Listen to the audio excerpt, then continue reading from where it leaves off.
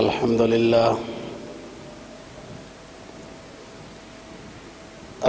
لله وكفى والصلاة والسلام على من لا نبي بعده وعلى آله وأصحابه الذين أوفوا عهدا الذين هم خلاصة العرب العرباء وخير الخلائق بعد الأنبياء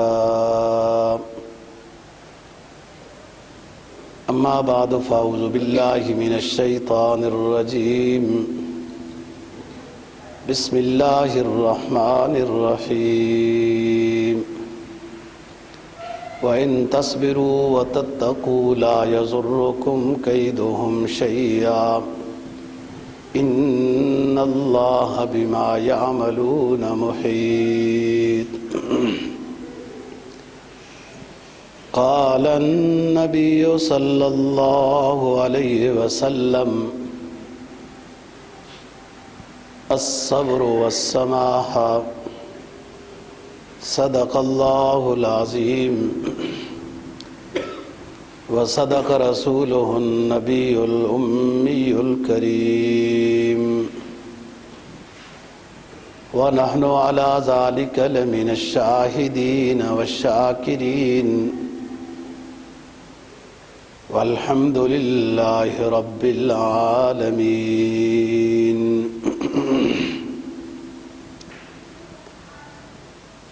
قرآن مجید کی ایک آیت کریمہ جو سورہ آل عمران چوتھے پارے کی ہے، آپ کے سامنے تلاوت کی، اور جناب نبی پاک صلی اللہ علیہ وسلم کا ایک فرمان تلاوت کیا ہے، جس کو امام احمد رحمہ اللہ تعالی نے اپنی کتاب مسند احمد میں روایت کیا ہے۔ فرمایا وَإِن تَصْبِرُوا وَتَتَّقُوا لَا يَضُرُّكُمْ كَيْدُهُمْ شَيْئًا۔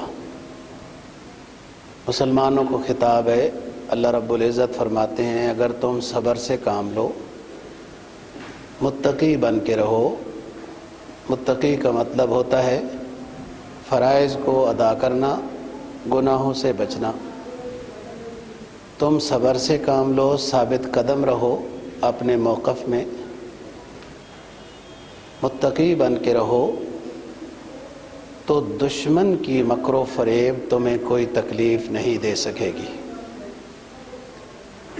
ان اللہ بما یعملون محیط، اللہ تمہارے عمل کو جانتا ہے۔ جہاں کہیں بھی تمہیں مشکل کا یا آسان الفاظ میں سمجھیں شکست کا سامنا ہوگا، تو وہاں تمہاری ان دو باتوں میں سے کوئی کمی ہوگی۔ تقوی میں، شریعت کی اتباع تقوی ہے، اللہ رسول کے کہا ماننے میں کہیں کمی رہ گئی ہوگی تو شکست کا سامنا ہوگا، یا تقوی میں کوئی کمی ہوگی، ایسے کام کر رہے ہوں گے جس سے اللہ رسول ناراض ہوتا ہے، پھر دشمن تمہارے اوپر مکر و فریب اپنے چلائے گا۔ تمہاری نیت کیا ہے، تمہارا عمل کیا ہے، تم کس درجے میں ثابت قدم ہو، کیا نظریہ ہے تمہارا، اللہ سب جانتا ہے، تمہارے اندر کا حال بھی، تمہارے اعمال بھی۔ جب حال اور قال، نیت اور فعل برابر ہوتا ہے، سچائی پر مبنی ہوتا ہے، تو پھر اللہ کی مدد و نصرت شامل حال ہوتی ہے۔ الفاظ انسان کے اور ہوں، اعمال انسان کے اور ہوں، تو مدد و نصرت نہیں آتی ہے، تو منافقت ہے۔ ظاہری طور پر تو بڑے اچھے اچھے الفاظ ہیں، لیکن اندرون خانہ اس کے اعمال اور ہیں۔ علامہ رومی کہتا ہے نا، چوں بخلوت می روت کار دیگر می کنت۔ لوگوں کو تو بڑے اچھے الفاظ کے ساتھ مطمئن کر دیا جاتا ہے، چوں بخلوت می رود کار دیگر می کنت، لیکن اندر کا حال کوئی اور ہے، پھر مدد و نصرت نہیں آتی۔ اللہ ناراض ہوتا ہے۔ جہنم کے کئی طبقے ہیں، جن میں سب سے سخت ترین طبقہ، یعنی جس میں بہت زیادہ سخت عذاب ہوگا، وہ جہنم کا طبقہ اسفل السافلین ہے۔ وہ منافقین کے لیے کہ ظاہری طور پر کچھ اور کہتے ہیں، عمل ان کا کچھ اور ہے، اس سے مسلمانوں کو زیادہ نقصان ہوتا ہے۔ دشمن جو واضح دشمن ہے، سب کو پتہ ہے دشمن ہے، اس سے بچ کے رہنا ہے۔ ایک مسلمانوں کی صفوں میں آیا ہوا ہے اور وہ مسلمان بنا ہوا ہے، اندر سے وہ ان سے ملا ہوا ہے، اوپر سے ہمارے ساتھ ہے، یہ منافق ہوتا ہے۔ اس سے اسلام کو ہر دور میں بہت نقصان ہوا ہے۔ جناب نبی پاک صلی اللہ علیہ وسلم سے سوال کیا گیا،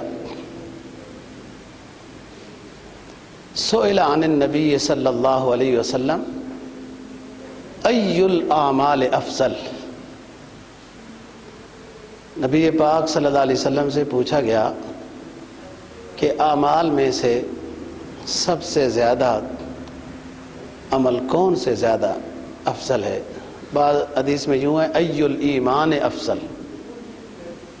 کہ ایمان میں سب سے اونچا ایمان کون سا ہے؟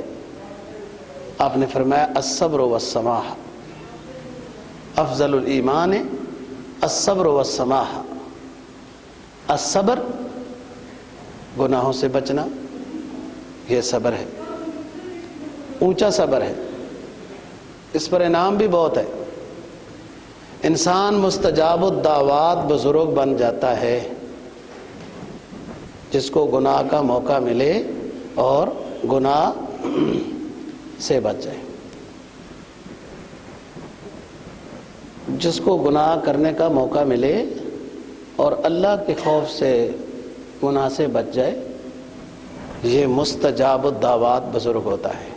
بے شک کسی دن دعا کرنی ہو تو اللہ کے سامنے اپنی اس نیکی کا واسطہ دے کہ اللہ میں فلاں گناہ کرنے پر قادر تھا، صرف آپ کی خشیت اور خوف سے میں نے یہ گناہ نہیں کیا، میرے اس گناہ نہ کرنے والی نیکی کو قبول فرما اور میرا یہ کام کر دے۔ آپ آزما کے دیکھیں۔ تو فرمایا سب سے اونچا ایمان، افضل ایمان الصبر والسماح۔ صبر کیا؟ گناہوں سے بچنا۔ سماح کیا؟ فرائض کو ادا کرنا۔ فرائض کی ادائیگی میں کوتاہی قبول نہیں ہے، کوتاہی برداشت نہیں ہے۔ ایمان سب سے پہلا فریضہ ہے، رکن اسلام ہے، اور اس کے بعد نماز، روزہ، حج، زکوٰۃ۔ حج زکوٰۃ صاحب استطاعت پر ہوگا، اگر نہیں کرے گا گنہگار ہے بہت بڑا۔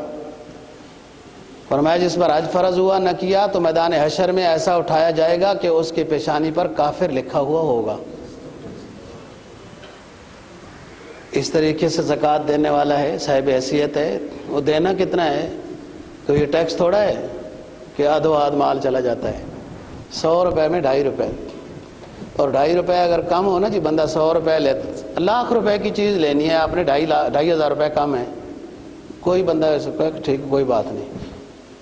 اسلام میں کتنی آسانی ہے، اور وہ بھی پھر اپنے بندوں کو دینے ہیں جو اپنے رشتہ دار، غریب ہیں، پڑوسی ہیں وغیرہ، اور وہ بھی پیسہ ضائع نہیں ہوا، وہ بھی فائدہ ہے، وہ دعائیں دیں گے، آخرت کا سٹور ہو گیا، دنیا میں بھی مال میں برکت ہو گئی۔ ارکان اسلام میں سستی برداشت نہیں ہے۔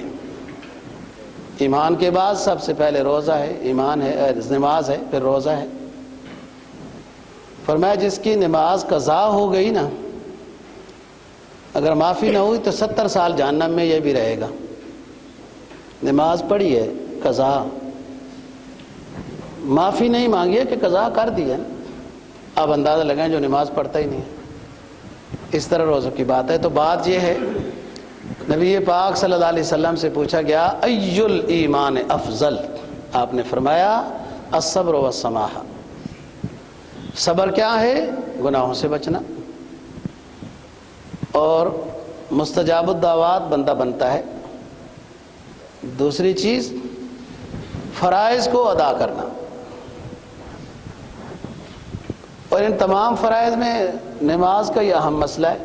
یہی دن میں 5 دفعہ ہے، روزے تو سال کے بعد آئیں گے، زکوٰۃ بھی صاحب حیثیت پر سال کے بعد آئے گی، اور حج زندگی میں صاحب حیثیت پر ایک مرتبہ فرض ہے۔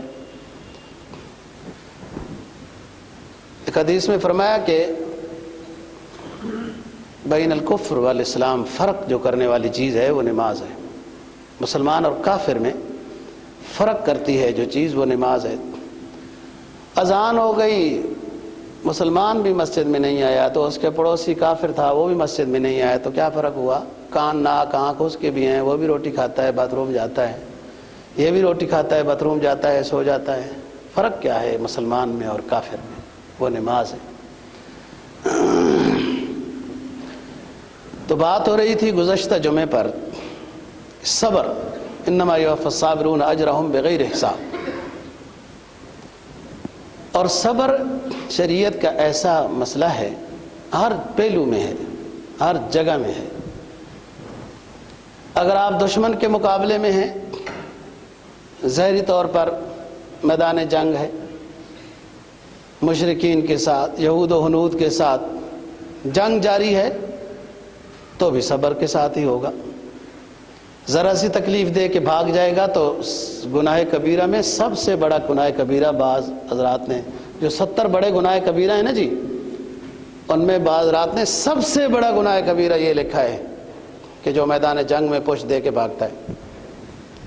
اگر دشمنوں کے خلاف جنگ ہے تب بھی صبر ہی ہے، اللہ سے مدد ہے۔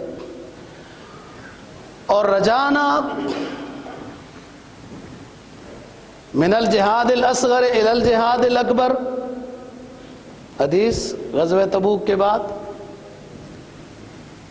صحابہ بڑے خوش تھے کہ رومی بھی مقابلے میں نہیں آئے، ہار گئے، فارس بھی نہیں آیا، جہاد میں ہم فاتح ہو گئے۔ جناب نے فرمایا رجانا من الجہاد الاصغر الی الجہاد الاکبر، کافروں کے مقابلے میں جہاد وہ چھوٹا ہے، اپنے نفس کے خلاف جہاد جہاد اکبر ہے۔ ہم چھوٹے جہاد سے تو کامیاب ہو کے واپس آ گئے، لیکن بڑے جہاد سے کبھی چھٹکارا نہیں ہے، ہر وقت بڑا جہاد جاری رہتا ہے، ہر وقت کبھی نیکی پر سستی چھائی ہوئی ہوتی ہے، اس کا مقابلہ کرنا ہے، کبھی خواہش گناہ کی طرف لے کے جا رہی ہے تو اس کا مقابلہ کرنا ہے، یہ جہاد جاری رہتا ہے۔ تو بھلے ظاہری دشمن کے مقابلے میں ہو، تبھی صبر ایسی چیز ہے کہ جس سے کامیابی ہوگی۔ یا آپ عام حالات میں جیسے ہم ہیں تو بھی صبر سے ہی کامیابی ہے۔ حضرت علی رضی اللہ تعالیٰ عنہ فرمایا کرتے تھے اپنی تقریروں میں، الصبر علی 4 شعب، صبر کی 4 قسمیں ہیں، علی الشوق والشفق والزہاد والترقب، 4 چیزیں ہیں، شوق، شفق، زہد، ترقب۔ کیا چیزیں ہیں یہ؟ فرمایا من اشتاق الی الجنت سلا عن الشہوات، جو جنت کا شوق رکھتا ہے تو خواہشات نفس کو قربان کر دے، خواہشات نفس پر عمل نہیں کرنا، پھر جنت ملے گی۔ ایک حدیث میں جناب نبی پاک صلی اللہ علیہ وسلم کا فرمان ہے نا کہ جنت تمام مکارہ کے درمیان میں ہے، جہنم تمام خواہشات کے درمیان میں ہے۔ اپنی خواہش پر عمل کرتا رہے گا، نفس خوش ہوتا رہے گا، جناب خواہش پر عمل ہو رہا ہے، یہ جہنم میں جا رہا ہے۔ مکارہ، ہر تکلیف دہ چیز کا مقابلہ کرتا جا رہا ہے، یہ جنت کے قریب جا رہا ہے۔ جنت کو احاطے میں لیا ہوا ہے مکارہ نے، جہنم کو احاطے میں لیا ہوا ہے خواہشات نے۔ جس بولے فرمایا حضرت علی رضی اللہ تعالیٰ عنہ نے من اشتاق الی الجنت صلا عن الشہوات، جو جنت کا شوق رکھتا ہے خواہشات نفس کو قربان کر دے. اور یہ ہر وقت انسان کے ساتھ یہ جنگ جاری رہتی ہے، ہر وقت جاری رہتی ہے، ہر وقت یہ جنگ جاری رہتی ہے. خواہشات نفس کے باقی بھی بہن بھائی ہیں. ایک تو خواہش اپنے اندر سے اٹھتی ہے، ایک رسم و رواج بھی ہے، ایک بعض دفعہ بے دین دوست بھی ہیں، بے دین رسم و رواج، بے دین بچے بیویاں، یہ سب خواہشات نفس کے بہن بھائی ہیں. جو دین سے دور کریں سب وہی. دوسری چیز من اشفق عن النار رجع عن المحرمات، اگر جہنم سے ڈرتا ہے تو اللہ نے جو چیزیں حرام کی ان سے بچ جائے. تیسری چیز من زہد عن الدنیا تہاون بالمصیبات، جو زاہد بنتا ہے، زاہد پاک صاف اللہ رسول کو یاد کرنے والا، جو زاہد بننا چاہتا ہے پھر مصیبتوں کو جھیلنے کے لیے تیار ہو جائے، مصیبتوں کو جھیلنے کے لیے تیار ہو جائے. ایک صحابی نے رسول پاک صلی اللہ علیہ وسلم سے عرض کیا، حضور آپ کے ساتھ بڑی محبت ہے اور آپ کی رفاقت چاہتا ہوں. دنیا میں جیسے آپ کی معیت حاصل ہے آخرت میں بھی مل جائے. آپ نے فرمایا دعوے میں سچے ہو، سچی محبت ہے؟ کہا حضور بہت سچی محبت ہے، اور میں ہر وقت یہ سوچتا رہتا ہوں کہ یہاں تو بڑی آسانی ہے، جب چاہتے ہیں وضو بناتے ہیں مسجد نبی میں آتے ہیں، آپ کا دیدار نصیب ہو جاتا ہے. آخرت میں آپ امام الانبیاء ہیں، کہاں اونچا مقام ہوگا، کہاں مدنہ سے بندے آپ سے ملاقات ہی نہیں ہو سکے گی، آپ کا بہت اونچا مقام ہوگا. یہ سوچتا رہتا ہوں جہاں آپ کا اعلیٰ مقام ہو وہاں سائڈ میں میری بھی جھونپڑی ہو کہ نظارہ تو ہوتا رہے. آپ نے فرمایا بڑے محبت میں سچے ہو تو میری مدد کرو کثرت سجود کے ساتھ، کثرت سجود کے ساتھ میری مدد کرو، مطلب نماز زیادہ پڑھو، توبہ استغفار زیادہ کرو. یہ حدیث. ایک اور ساتھی نے عرض کیا حضور آپ کے ساتھ بڑی محبت ہے، آپ کی معیت چاہتا ہوں دنیا آخرت میں، دنیا تو ملی ہوئی ہے، دنیا میں آخرت میں بھی مل جائے. آپ نے فرمایا اعد للفقر اجفافا، فقر و فاقہ کے لیے اپنے آپ کو تیار کر دو، مصائب کو جھیلنے میں راضی ہو جاؤ، جہنم سے بچ جاؤ گے، جنت مل جائے گی. فرمایا من زہد عن النار، جو من زہد عن الدنیا، نار کا بتا دیا. تیسری چیز دنیا سے کٹ بچ کے رہتا ہے، کہیں گناہ میں مبتلا نہ ہو جاؤں. تہاون بالمصیبات، پھر مصیبتوں پہ صبر کرنا سیکھے. ومن ترقب، چوتھی چیز من ارتقب الی الموت، جو موت کے انتظار ہے، موت اس کو یاد آتی ہے. یاد نہیں آتی تو اپنے ساتھیوں کے جنازوں میں شریک ہوتا ہے تب بھی یاد نہیں آتی.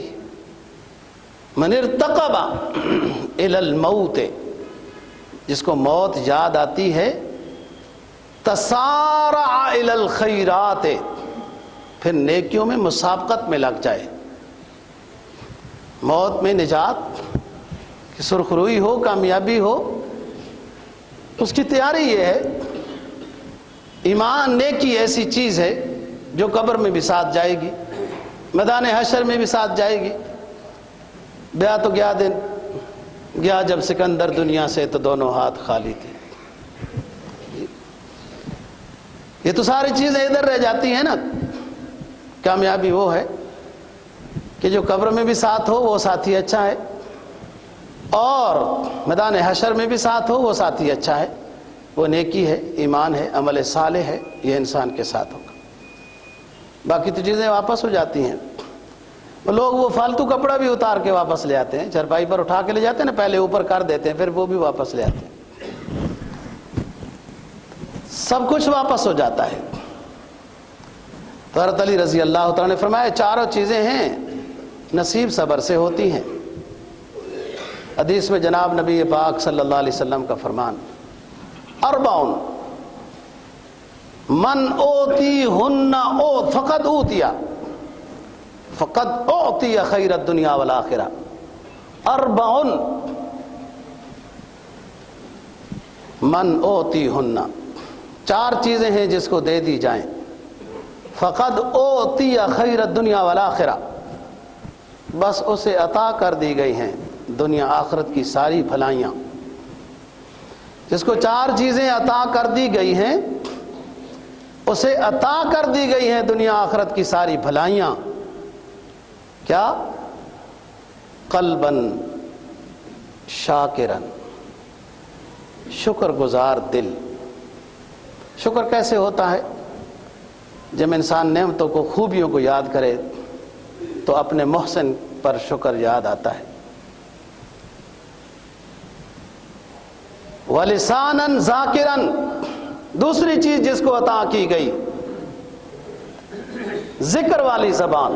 ذکر والی زبان، عادت ہو جائے ذکر کی۔ شروع میں مجاہدہ کرنا پڑتا ہے، پھر فطرت بن جاتی ہے۔ شروع میں ذکر پر مجاہدہ کرنا پڑتا ہے، پھر عادت بن جاتی ہے، پھر بغیر یاد کیے بھی زبان دل ذکر جاری رکھتا ہے۔ اور یہ صوفیاء کا بہت اونچا مسئلہ ہے، گہرائی میں جائیں گے تو خلط ملط ہو جائیں گے۔ ایک عارف اللہ والا بیک وقت وہ 2 ذکر کر رہا ہوتا ہے، اس کی زبان اور اس کا قلب۔ جب اس مجاہدے سے وہ گزرتا ہے تو اس کو دل بھی ذاکر ملتا ہے، زبان بھی شاکر بن جاتی ہے۔ میں نے بہت آسان اور سادے الفاظ کے اندر یہ چیز آپ کو سمجھائی ہے، ورنہ صوفیاء اس میں بہت آگے مقام پہ گئے ہیں۔ تیسری چیز، بدناً علی البلاء صابراً، تیسری چیز جس کو مل جائے ہر مصیبت پہ صبر۔ اور چوتھی چیز، زوجتاً لا تبغی حونا فی نفسہ وفی مالہ، بعض حدیث میں امراتن صالحہ ہے، چوتھی چیز نیک بیوی۔ ایسا نہ ہو نہ یہ بیچارہ ادھر سے تھکا ہوا جائے تو گھر میں جا کے ایک ڈبل تھکاوٹ اور مصیبت لینی ہے۔ اللہ سے نیک بیوی مانگنی چاہیے نا۔ لوگ دولت مانگتے ہیں، فلان مانگتے ہیں، تو پھر وہ اسی طرح بھگتتے رہتے ہیں۔ رزق ہر پیشانی کے ساتھ لکھا ہوا ہے، ہر پیشانی کے ساتھ۔ فرمایا حدیث میں، اربعون، لوگ 4 طرح کے رشتوں کو پسند کرتے ہیں، مال کے لحاظ سے، حسب نسب کے لحاظ سے، خوبصورتی کے لحاظ سے۔ 3 قسمیں ہو گئیں، چوتھی قسم دین کے اعتبار سے۔ فاظفر بذات الدین تربت یداک، اے مخاطب دیندار رشتہ پسند کر، زندگی اتنی پرسکون ہوگی کہ ہمیشہ اللہ کا شکر بجا لاتا رہے گا۔ فاظفر بذات الدین تربت یداک، آپ کے ہاتھ مٹی میں ملیں گے، کیا مطلب سجدہ کرتے رہے گا کہ تیرا شکر ہے رب۔ تو فرمایا قلباً ذاکراً، پہلی چیز ذکر کرنے والا دل، شکر کرنے والا دل، ذکر کرنے والی زبان 2، صبر کرنے والا بدن 3، امراتن صالحہ۔ دوسری روایت میں علامہ سیوطی نے جو نقل کی وہ فرمایا زوجتن لا تبغیہ خونا فی نفسہ ولا فی مالی، ایسی عورت ہے جو شوہر کی غیر موجودگی میں نہ اپنی جان میں نہ اس کے مال میں کبھی خیانت نہیں کرتی۔ اللہ ایسی بیوی ہر مسلمان کو عطا فرمائے۔ یہ چوتھی چیز ہے۔ پہلی چیزیں تو اپنے مجاہدے سے متعلق ہیں، اور چوتھی چیز پھر مانگنی ہے اللہ سے ایسی چیز۔ تو بات کر رہا ہوں کہ زندگی کے ہر سفر میں انسان کا قیمتی سرمایہ وہ صبر ہے، بھلے ادھر ہے بھلے ادھر ہے، صبر کے ساتھ اگر چل رہا ہے، یعنی دشمنوں کے مقابلے میں ہے، تو بھی صبر ہے۔ یا ایھا الذین آمنوا اذا لقیتم فئۃ فاثبتوا واذکروا اللہ کثیرا لعلکم تفلحون، 10واں پارہ۔ اے ایمان والو، تمہارا مقابلہ ہو جائے جب دشمنان اسلام سے تو ثابت قدم ہو جاؤ، اللہ سے مدد مانگو۔ مدد کیسے آئے گی؟ خوب اللہ کو یاد کرو، ذکر الہی میں مصروف ہو جاؤ، یقیناً کامیاب ہو جاؤ۔ دیکھو مجاہد بہت اونچی چیز ہے، اس کے گناہ معاف ہو جاتے ہیں، لیکن مجاہد کو بھی حالت جہاد میں گناہ کی اجازت نہیں ہے، اس کو بھی خوب ذکر و اذکار کا حکم ہے۔ یا ایھا الذین آمنوا اذا لقیتم فئۃ فاثبتوا، ثابت قدم رہو۔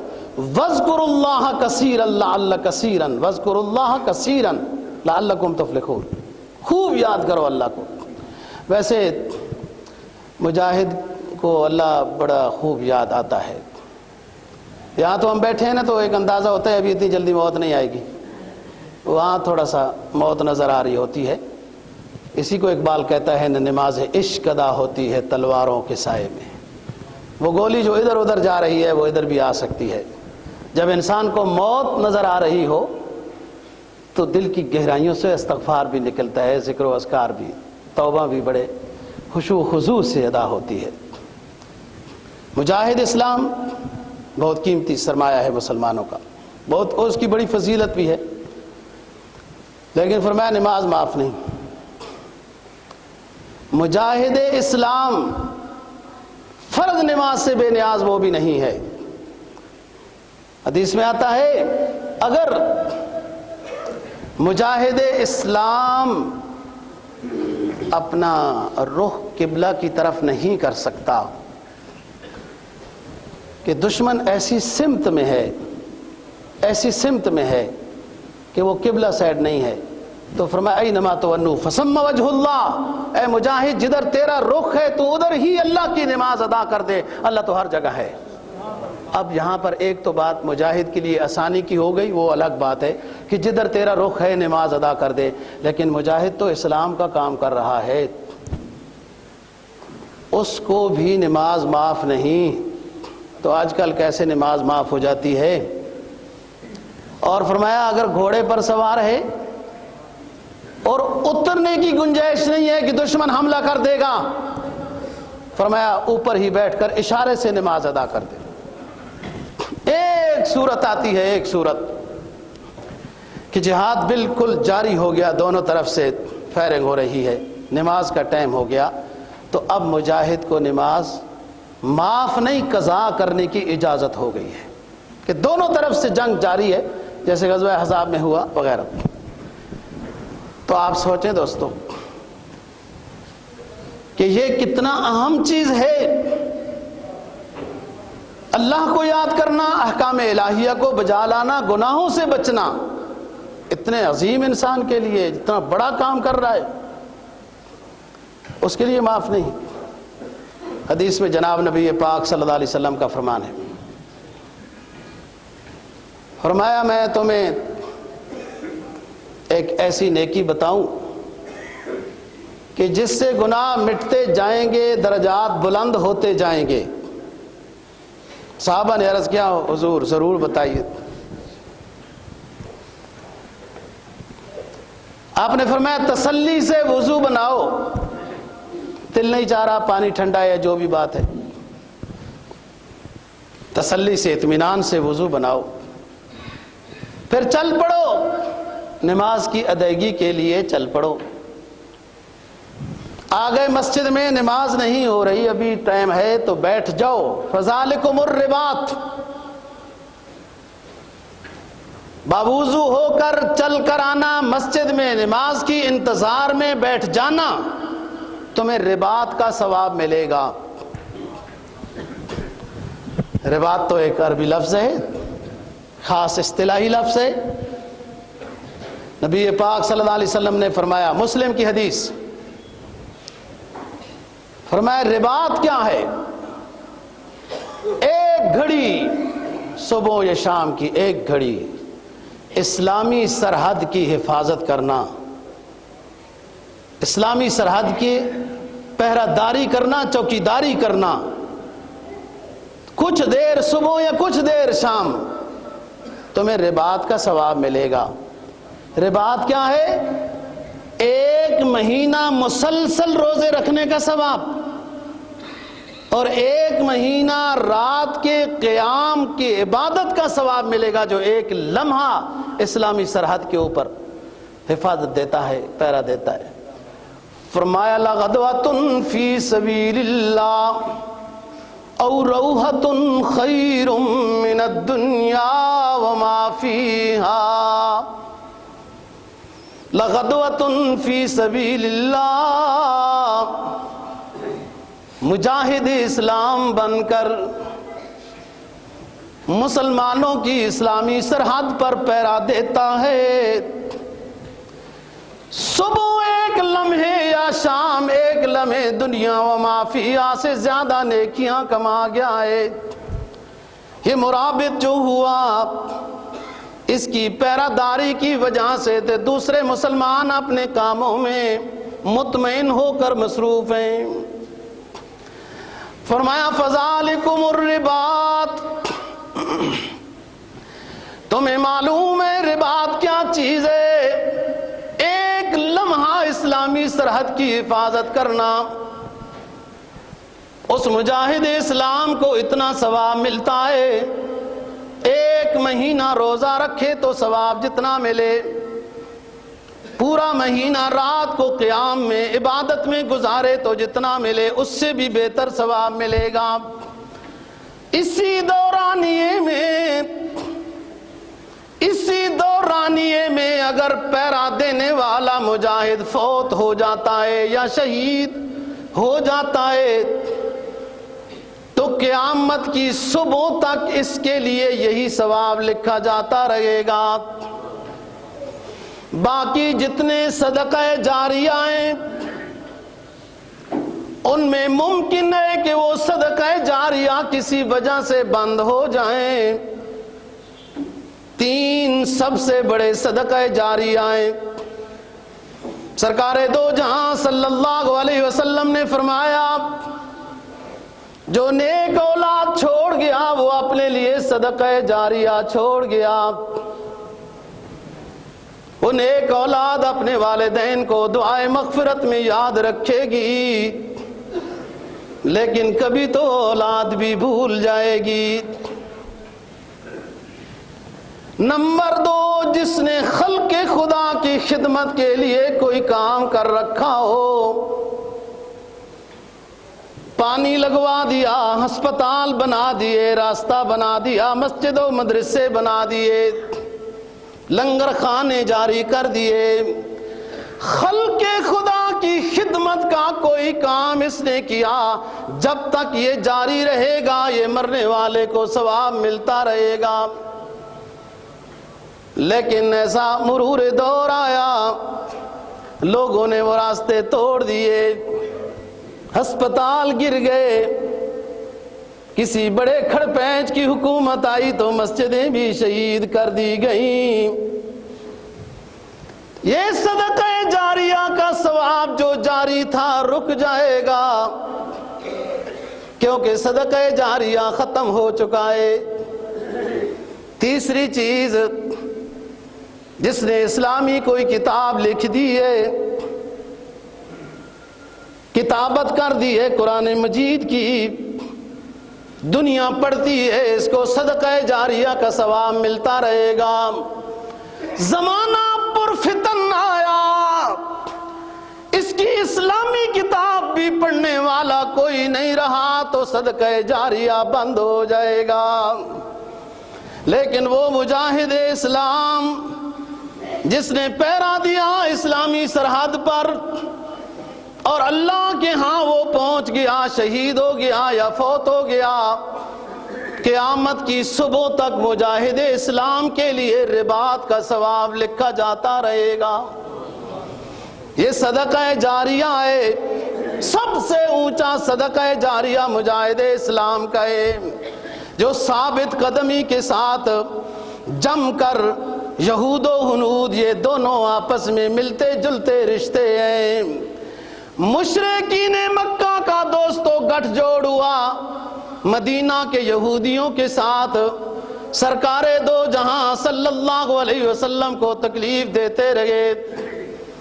آج کے ہندوؤں کا بھی گٹھ جوڑ ہے دوستو اسرائیل کے ساتھ، جو آپ کو بھوکے بھیڑیا کی طرح دیکھ رہے ہیں، ان کی پرانی یاریاں ہیں۔ اور نبی پاک صلی اللہ علیہ وسلم فرماتے ہیں جو ثابت قدم ہو گیا اللہ کی مدد و نصرت کا مستحق ہو گیا۔ مسلمانوں یہ نہ سوچنا تم تھوڑے ہو، تمہارے پاس اسلحہ کی کمی ہے، نا ان تصبروا وتتقوا ویاتوکم من فورہم ھذا یمددکم باموال، تم ثابت قدم ہو جاؤ، فتح مقدر کرنے والا وہ نیلے چھت والا ہے، وہ تمہیں ثابت قدمی کی برکت سے فتح مبین عطا کرے گا۔ فرمایا کم من فئۃ قلیلۃ غلبت فئۃ کثیرۃ باذن اللہ،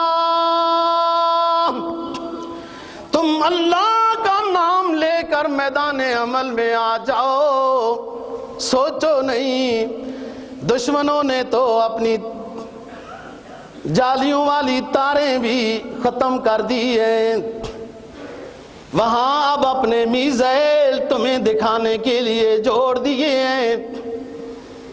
اللہ کا نام لے کر مجاہد اسلام جب نکلتا ہے، ثابت قدم رہتا ہے، تو وہی وردی پہن کر اللہ فرشتوں کو بھی تیار کر کے رکھ دیتا ہے۔ بثلاثۃ آلاف من الملائکۃ منزلین، ہم شروع میں تو 3000 فرشتے بھیجتے ہیں، جب ہماری مرضی آئے تو بخمسۃ آلاف من الملائکۃ منزلین، پھر 5000 بھیج دیتے ہیں۔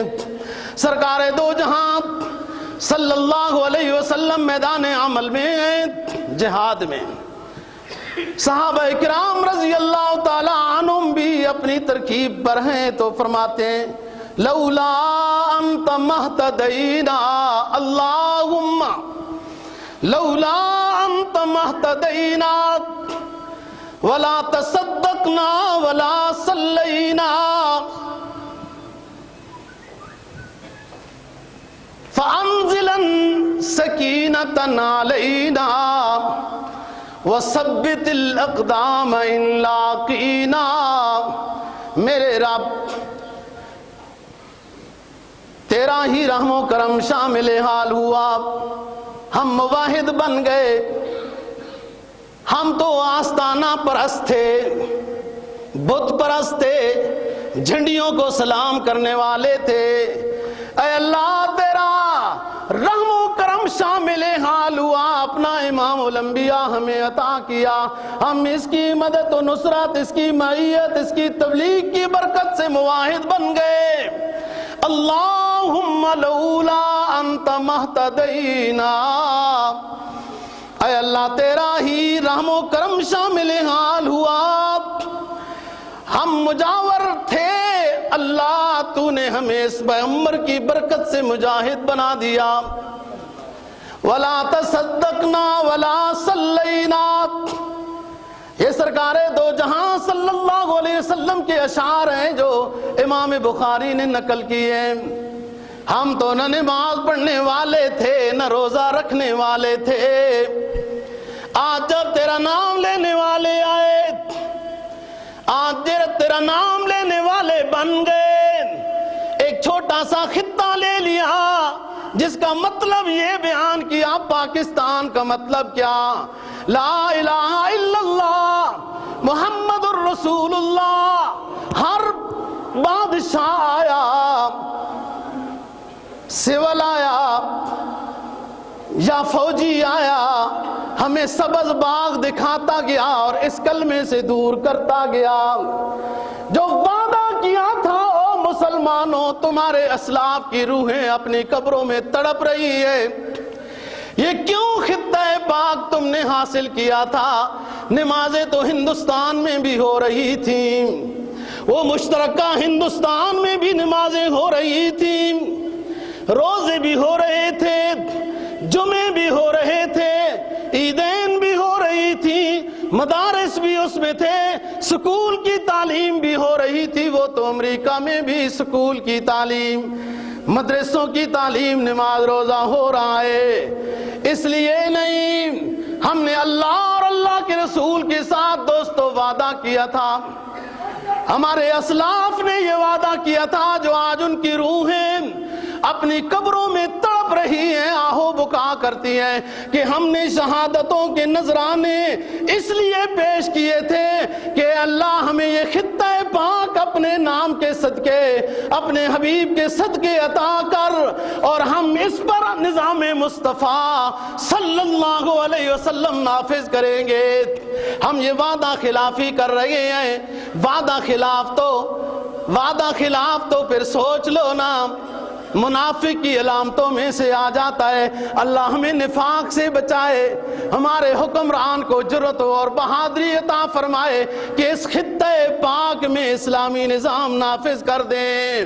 سرکار دو جہاں صلی اللہ علیہ وسلم میدان عمل میں ہیں اور فرماتے ہیں اللہم لولا انت مہتدینا، اے اللہ تو نے ہمیں ہدایت عطا کر دی، ولا تصدقنا ولا صلینا، ہم تو نہ نمازیں پڑھنے والے تھے نہ روزہ رکھنے والے تھے، فانزلن سکینۃ علینا، ہمارے اوپر سکینت نازل فرما، دشمنان اسلام ہمیں اپنے علاقے مدینہ طیبہ میں بھی رہنے نہیں دیتے، وَثَبِّتِ الْأَقْدَامَ إِن لَاقِينَا، اور ہمارے پاؤں کو جما دینا، ثابت قدم کر دینا۔ ہم جنگ چاہتے نہیں ہیں، مدینہ میں امن کے ساتھ رہ رہے ہیں، لیکن دشمنان اسلام ہمیں مدینہ میں بھی امن سے رہنے نہیں دیتے۔ اگر مقابلہ ہو گیا میرے رب دشمنان اسلام کے ساتھ، تیرے اور تیرے حبیب کے دشمنوں کے خلاف اگر مقابلہ ہو گیا تو ہم دعا کرتے ہیں ہمارے پاؤں کو جما کے رکھنا۔ علامہ کہتا ہے عقابی روح جب بیدار ہوتی ہے جوانوں میں، عقابی روح جب بیدار ہوتی ہے جوانوں میں، نظر آتی ہے ان کو اپنی منزل آسمانوں میں۔ جب مجاہد اسلام اپنا مشن لے کر، اللہ اور اللہ کے رسول کا پیغام لے کر اپنی مسلمان ماؤں بہنوں بھائیوں کی حفاظت کی خاطر نکلتا ہے، اسلامی جھنڈا لہرا کے نکلتا ہے، نعرہ اللہ اکبر کا لگا کے نکلتا ہے، تو فرشتے اس کی مدد کے لیے اترنا شروع ہو جاتے ہیں۔ مرحوم کہتا ہے محبت مجھے ان جوانوں سے ہے، محبت مجھے ان سے نہیں ہے جو اپنے کوٹھیوں میں بند ہو کر بیٹھے ہیں۔ علامہ مرحوم کہتا ہے محبت مجھے ان جوانوں سے ہے جو ستاروں پہ ڈالتے ہیں کمند، جو صرف ہندوستان بارڈر، یہ صرف ہندوستان کو اپنا دشمن نہیں سمجھتے، یہ پیغمبر عربی صلی اللہ علیہ وسلم کا پیغام جانتے ہیں کہ ساری دنیا میں اسلام پھیلانا ہے، ایوب بن کے نکلنا ہے، ٹیپو سلطان بن کے نکلنا ہے، محمد بن قاسم بن کے نکلنا ہے، طارق بن زیاد بن کے نکلنا ہے، اور سارے خطے پر اسلامی پیغام پھیلانا ہے۔ جس کو اقبال نے تو یوں کہہ دیا، چین و عرب ہمارا، ہندوستان ہمارا، تم اپنے پاکستان کو روتے ہو، جو مصور پاکستان ہے اس کی تصویر بھی تو کبھی پڑھ لیجئے۔ علامہ اقبال مرحوم کہتا ہے چین و عرب ہمارا، ہندوستان ہمارا، مسلم میں ہم وطن ہم سارا جہاں ہمارا. بات یہ ہے دوستو، اللہ امن نصیب فرمائے. اللہ کے فضل و کرم سے اللہ نے اسلامی خطہ عطا کیا، اور یہ کوئی پریشانی کی بات نہیں کہ بارڈر پہ دشمن دے دیا. بارڈر پہ دشمن جو دے دیا، یہ ہم سب کو اللہ نے ہر وقت مجاہد بن کر رہنے کے لیے ایک موقع عطا کر دیا. ورنہ سارے بارڈر محفوظ ہو تو جہاد تو قیامت تک جاری رہے گا. اعدوا لهم ما استطعتم من قوة ومن رباط الخيل ترهبون به عدو الله وعدوكم. تو یہ پریشانی کی بات نہیں. بہرحال جہاد کا اعلان تو ریاست نے کرنا ہے، حکومت نے کرنا ہے، اور پاکستانی ہر مسلمان نوجوان جہاد کی نیت کے ساتھ جب بیٹھے گا تو اس کا بیٹھنا بھی ثواب بن جائے گا. اللہ تعالیٰ دین کی سمجھ اور عمل کی توفیق نصیب فرمائے.